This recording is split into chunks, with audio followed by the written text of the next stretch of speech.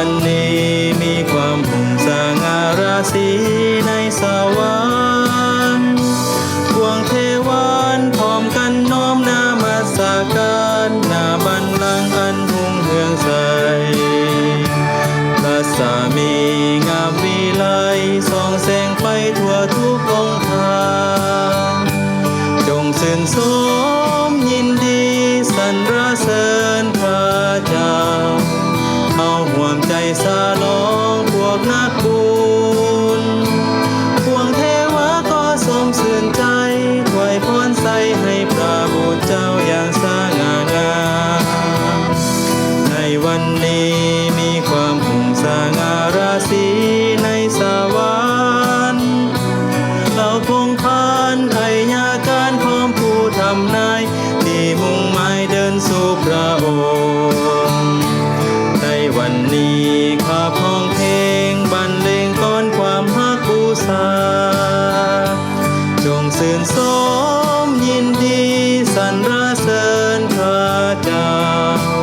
เอาห่วงใจสาลองพวกนักบุญพวงเทวะก็สมชื่นใจถวายพรใส่ให้พระบุตรเจ้าอย่างสง่างามในวันนี้มีความหุ่งสง่าราศีในสวรรค์บรรดาชนผู้ทุกข์จนคอยพาราไซได้สมเสยบุตรทานดาวีห้องปากาสิริไซแห่งโลหิตของพระสุมภาจงชื่นชมยินดีสรรเสริญพระเจ้าเอาห่วงใจสาลองพวกนักบุญพวงเทวะก็สมชื่นใจถวายพรใส่ให้พระบุตรเจ้าอย่างสง่างาม